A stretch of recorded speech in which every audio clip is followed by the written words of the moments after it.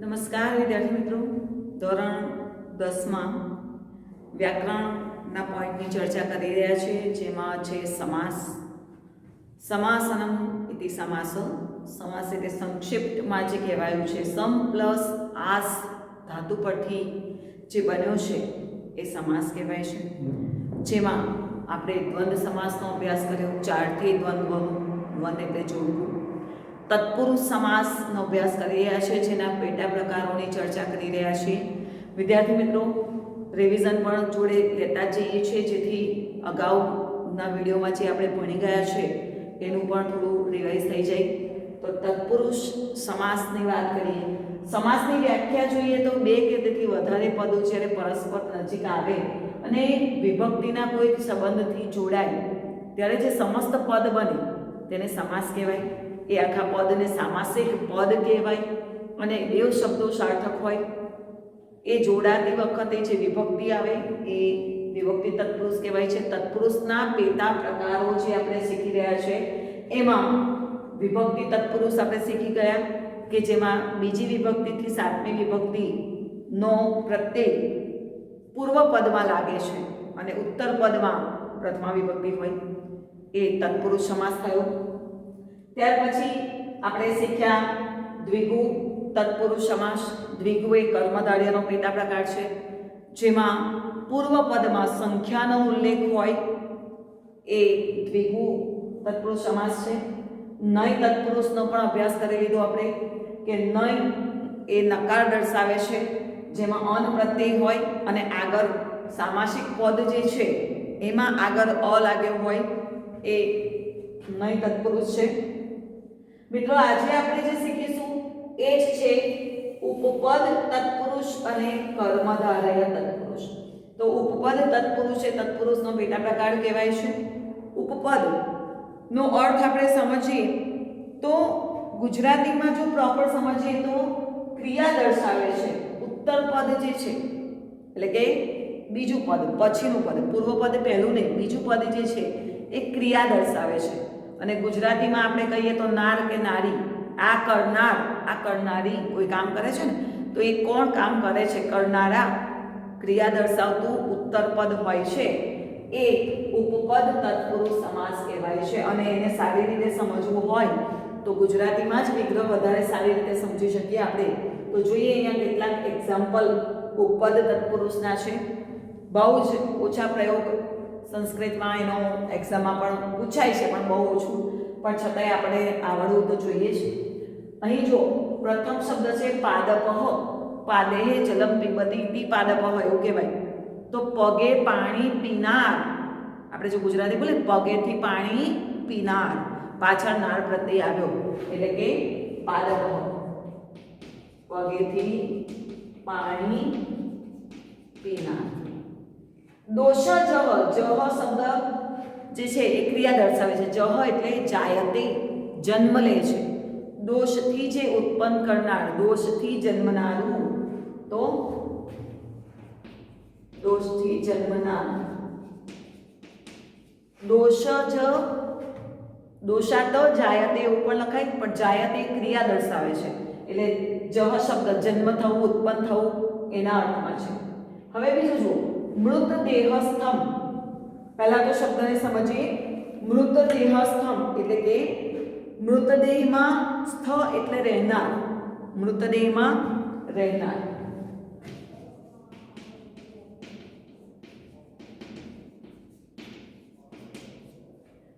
બીજો શબ્દ જોઈશું દ્વિજહ.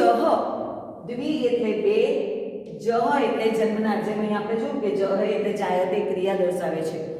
બે વાર જન્મ લેનાર અથવા બે વાર જન્મનાર.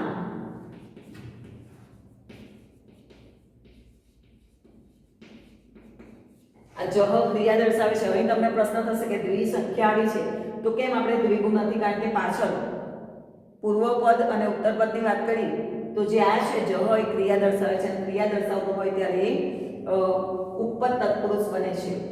અગ્રેસરઃ. અગ્રેસર એટલે આગળ થનાર, જે ખૂબ જ આગળ વધી જાય છે એવા આગળ થનાર. કે ને આ તો વ્યક્તિ દરેક કામમાં અગ્રેસર હોય છે, ક્યારેય કંટાળતો નથી. તમે કોઈ પણ કામ સોંપો એમાં અગ્રેસર હોય છે, એટલે આગળ થનાર, આગળ વધનાર, અગ્રેસર.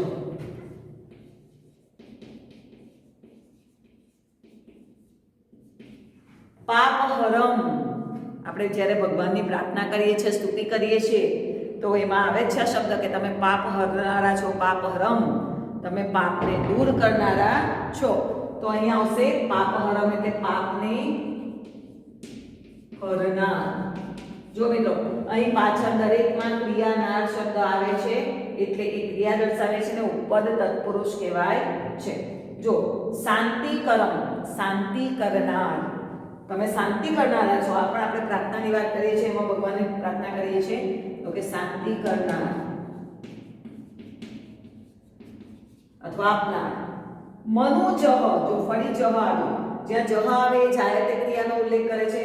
મનુથી જન્મનાર, મનુને જન્મ આપનાર, મનુથી જન્મનાર.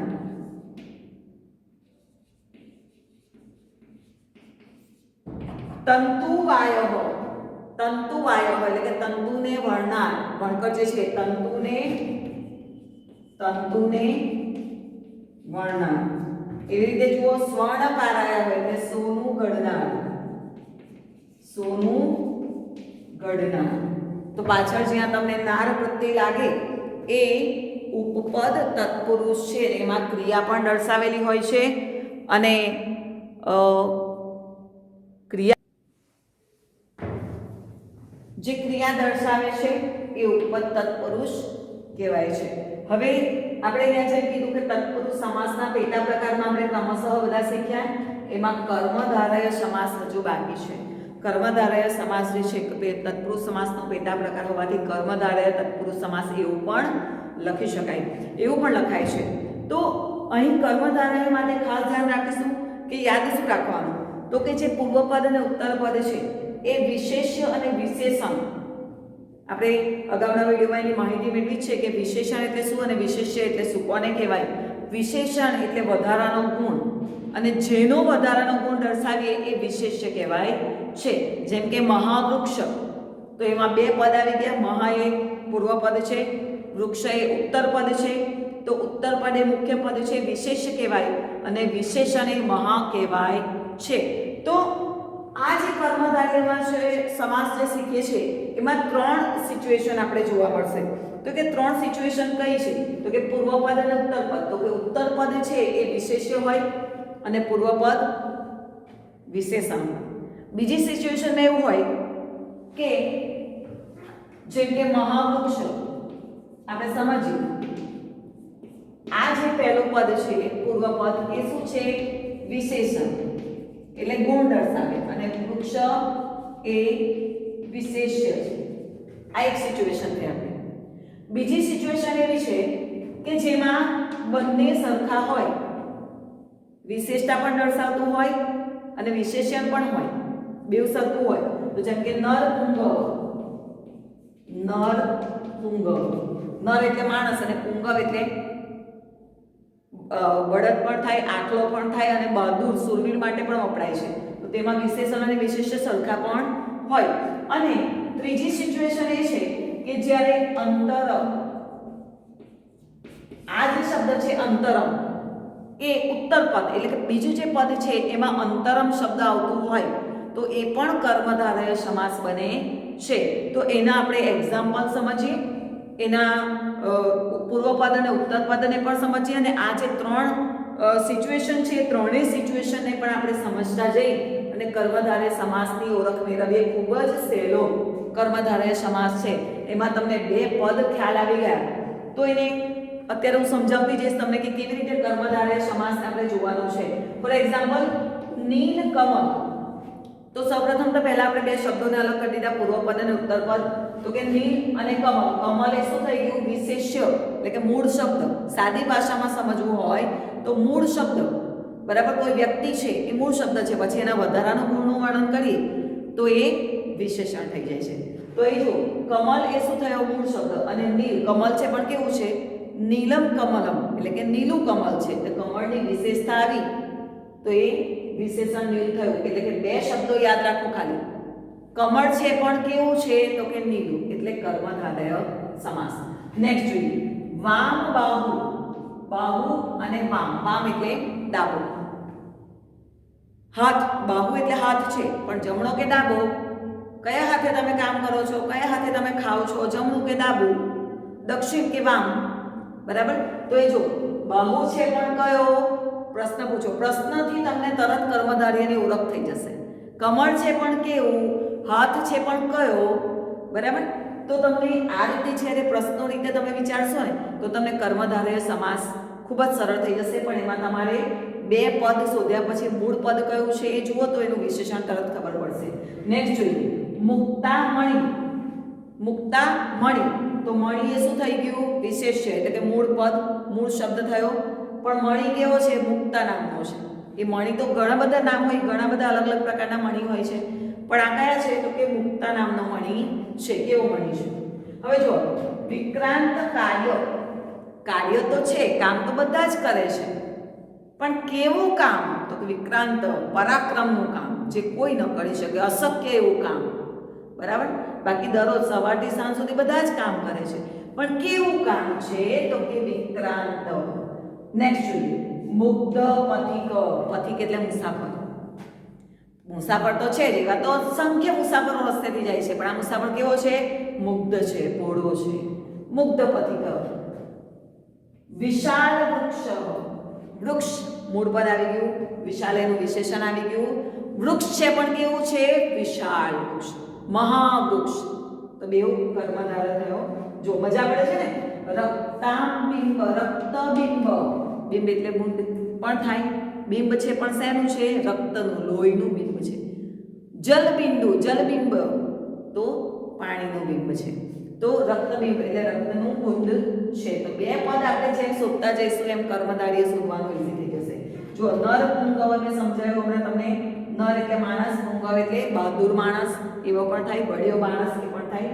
હવે જો અહીંથી જે આપણે એક્ઝામ્પલ સમજીએ છીએ એમાં આપણે જે ઉપરના એક્ઝામ્પલ સમજ્યા એમાં જે ઉત્તર પદ હતું, એટલે કે જે બીજું પદ હતું, છેલ્લું પદ જેને કહીએ, એ શું હતું? વિશેષ્ય હતું. અને જે પૂર્વ પદ હતું એટલે કે પહેલું પદ હતું એ વિશેષણ હતું. હવે જે આપણે બીજી સિચ્યુએશન શીખીએ છીએ એમાં એવું છે, જો મુખ કમલમ, એટલે એમાં જે પહેલું પદ છે એ શું છે? એ વિશેષ્ય છે, અને બીજું પદ છે એ વિશેષ્ય છે. ચહેરો છે પણ કેવો છે? ગુલાબ જેવો છે, કમળ જેવો છે, બરાબર, ચંપા જેવો છે, ચંદ્ર જેવો છે. મુખ ચંદ્ર, મુખ કમલમ, તો મુખ પદ્મમ. તો જુઓ મૂળ શબ્દ શું છે? આપણો ચહેરો છે, પણ એમાં વધારાનો ગુણ કયો આવ્યો? તો કે જે ચંદ્ર કીધું, ગુલાબ કીધું, કમળ કીધું. તો આ જે મુખ્ય પદ છે અને વિશેષણ પાછળ આવી ગયું. અહીંયા પહેલા વિશેષણ હતું, અહીંયા પછી વિશેષણ આવે છે. આ સિચ્યુએશન છે, એટલે કે પહેલા પણ આવે ને પછી પણ આવે. જો ત્યાર પછી આપણે ત્રીજી સિચ્યુએશનની વાત કરેલી, અંતરમ, અંતરમ, અંતરમ, અંતરમ. આ ચારે શબ્દમાં જો અંતર શબ્દ લીધેલો છે. અંતર એટલે બીજું, બરાબર. યુગાંતરમ, યુગાંતરમ બીજો યુગ. યુગ છે પણ કેવો? આ નથી, બીજો યુગ. દેશાંતરમ, દેશ છે પણ કેવો? બીજો. એટલે કે અંતર શબ્દ યાદ રાખો કે અંતર શબ્દ આવે તો પણ કર્મધારય જ હોય. ભાષાંતરમ બીજી ભાષા, અન્ય ભાષા, અન્ય દેશ, અન્ય યુગા. અંતરમનો અન્ય વિગ્રહ એનો શબ્દ થઈ જાય. સ્થળાંતરમ અન્ય સ્થળ, બીજું સ્થળ, બરાબર. તો આપણે ત્રણેય સિચ્યુએશન આમાં સમજ્યા. હવે આપણે ધોરણ 10માં ઘણા બધા એવા છે કર્મધારય સમાસ, તો એમાં જે મહત્વના છે એનું થોડું આપણે ડિસ્કશન કરીએ. એને પણ બે પદ અલગ કરીને સમજીએ, પ્રશ્ન રૂપે પણ સમજીએ. તો પ્રેક્ટિસ જેટલી શબ્દોની કરીશું એટલા વધારે આપણને સમાસ તૈયાર થશે. મિત્રો અહીંયા જુઓ, નેક્સ્ટ છે ઉત્તમ જનાહ. તો સૌપ્રથમ આપણે બે પદ અલગ કરીશું. ઉત્તમ જનાહ, બરાબર. હવે આપણે વિશેષ્ય અને વિશેષણ દર્શાવવાની જરૂર નથી, આપણે સમજવા માટેની જરૂર છે. જો મૂળ શબ્દ સમજીશું તો એનું વિશેષણ ખબર પડશે આપણને. તો જનાહ એ મૂળ શબ્દ છે અને ઉત્તમ એનો વધારાનો ગુણ છે. લોકો, જનાહ એટલે લોકો તો છે પણ કેવા? શ્રેષ્ઠ લોકો છે. માણસો તો છે જ પણ કેવા? શ્રેષ્ઠ. જો એવી રીતે કુટુંબી જનાહ, માણસો તો છે જ, અહીંયા પણ માણસો હતા, અહીંયા પણ માણસો આવ્યા, પણ કેવા? કુટુંબના માણસો છે. તો એ કર્મધારય સમાસ બન્યો. કેવા, કેવો, કેવીથી પ્રશ્ન પૂછાયો છે એટલે એના ગુણ દર્શાવે. જ્યારે એવા શબ્દોથી પ્રશ્ન પૂછે એને ગુણ દર્શાવે, વધારાની વિશેષતા દર્શાવે તો એ કર્મધારય સમાસ જ હોય.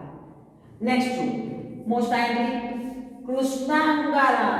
કૃષ્ણ એટલે કારા અને અંગારા એટલે કોલસા. અંગારા એટલે કોલસા. કોલસા કારા પણ હોય અને રક્તાંગારા એટલે લાલ પણ હોય. સરકતા હોય તો લાલ હોય, ઓલવાઈ ગયા હોય તો કારા હોય. તો કોલસા તો છે પણ કેવા છે? કારા છે. ઇન્દ્રિય અશ્વ. હવે આ શબ્દ ખાસ યાદ રાખજો. પ્રકરણ 9 માં ચક્ષુષ્માન અંધ એવામાં આ શબ્દ છે ઇન્દ્રિય અશ્વ સમુત્થાપિતો. આ શબ્દ આખો છે પણ મેં અહીં લખ્યો છે ઇન્દ્રિય અશ્વ. હવે જો સમુત્થાપિતમ સાથે લખી દઉં ને તો એ સમાસ બદલાઈ જશે. ઇન્દ્રિય રૂપી ઘોડાથી ઉડાડવામાં આવેલી અને થી પ્રત્યય આવે એટલે તૃતીય તત્પુરુષ થઈ જાય. પણ જો હું આટલો જ શબ્દ લખું ઇન્દ્રિય અશ્વ તો કે ઇન્દ્રિય અને અશ્વ. અશ્વ એટલે ઘોડો તો છે પણ કેવો? તો કે ઇન્દ્રિય રૂપી ઘોડો છે. ઘોડા એટલે પેલા પ્રાણી રૂપી ઘોડા નથી પણ ઇન્દ્રિય રૂપી ઘોડા છે તો એ કર્મધારયમાં આવશે. પણ જો એની સાથે સમુત્થાપિતમ જોડી દઉં તો એ સમાસ આખો બદલાઈ જશે અને કયો થશે? તૃતીય તત્પુરુષ. એ પણ ધ્યાન રાખીશું. ત્યાર પછી જો ઘન અંધકાર, ગાઢ અંધકાર. ઘન એટલે ગાઢ અંધકાર. અંધારું છે પણ કેવું? ગાઢ. કોઈનું મોઢું ના દેખાય, બિલકુલ ના દેખાય એવું ગાઢ અંધકાર. પ વર્ગ રચિતા મૂર્તિ. મૂર્તિ મુખ્ય શબ્દ આવી ગયો. મૂર્તિ તો છે પણ શાનાથી બનાવેલી છે? માટીથી, સિમેન્ટથી, રેતીથી, લાકડાથી ના, પ વર્ગથી રચાવેલી છે. તો પ ફ બ ભ માંથી જે રચાયેલી મૂર્તિ છે આપણે પદ્યમાં આવે છે એ શિવની વાત કરેલી છે. ત્યાર પછી છે ચિંતા વિષમ. ચિંતા છે પણ કેવી છે? વિષરૂપી છે. ચિંતા મુખ્ય શબ્દ આવી ગયો, એ વિશેષ્ય છે. ચિંતા પણ કેવી?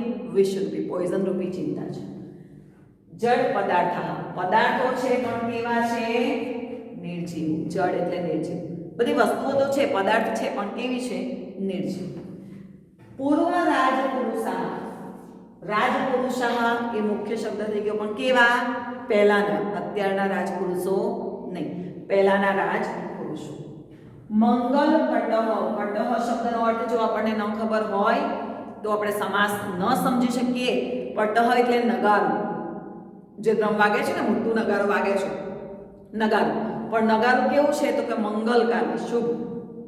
પહેલાના સમયમાં રાજા રજવાડાના સમયમાં જ્યારે કોઈ જાહેરાત કરવામાં આવતી ને ત્યારે પેલું એક જે સેવક છે મોટા ડ્રમ નગારું લઈને ગામ લઈને ફળીએ ને બધે ફળે અને જાહેરાતો કરે કે રાજાનો આ આદેશ છે એમ કરીને નગારો વગાડે. યુદ્ધની ઘોષણા થઈ હોય તો પણ નગારો વગાડવામાં આવે. પણ આ તો કેવું છે? કલ્યાણકારી છે, મંગલ છે, સારા માટે નગારો વગાડવામાં છે. લગ્ન પ્રસંગે આપણે વગાડીએ છીએ વાજિંત્રો, બરાબર? તો એ શુભ માટે પણ કહેવાય છે. મહાવૃક્ષો. સરળ છે, આપણે વૃક્ષ છે પણ કેવું છે? મોટા છે. ફરી જો વણિક જનહ. વણિક જનહ. જનહ છે પણ કેવો? વણિક એટલે વેપારી, શેઠ, જે વેપાર કરનારો છે. માણસ છે પણ કેવો? વેપારી માણસ છે. મોસ્ટ આઈમ્પી સંસાર સમુદ્ર. સમુદ્ર મુખ્ય શબ્દ આવ્યો પણ કેવો? સંસારરૂપી સમુદ્ર. સમુદ્ર છે પણ કેવો છે? સંસારરૂપી. કેવો છે? સંસારરૂપી સમુદ્ર છે, પાણીવાળો નહીં. હાર યષ્ટિ. યષ્ટિ એટલે માળા, હારરૂપી માળા છે. હાર એટલે ફૂલોની, બરાબર? હાર માળા છે. મોતીની માળા હોય, ફૂલોની માળા હોય. શાંત વચસા. વચસા એટલે વાણી. વાણી કેવી છે? શાંત છે. વાણી કેવી છે? શાંત વાણી છે. સ્વસ્થ વૃત્તમ. Chapter number 3. વૃત્તમ એટલે આચરણ. આચરણ છે પણ કેવું છે? સ્વસ્થ, તંદુરસ્ત. આનું આચરણ ખૂબ જ ખરાબ છે કે અસ્વસ્થ આચરણ, સ્વસ્થ આચરણ. તો આચરણ છે પણ કેવું છે? તો એ દર્શાવવા માટે સ્વસ્થની વાત કરેલી છે. તો આમ આપણે જોયું કે કર્મધારય સમાસ અને ઉપપદ તત્પુરુષ બંનેની વાત કરી. અહીં આપણા તત્પુરુષ સમાસના પેટા પ્રકાર પૂર્ણ થાય છે. હવે આપણે બે સમાસ હજુ શીખીશું, જે છે અવ્યયી ભાવ અને બહુવ્રીહી, જેની ચર્ચા નેક્સ્ટ વિડીયોમાં કરીશું.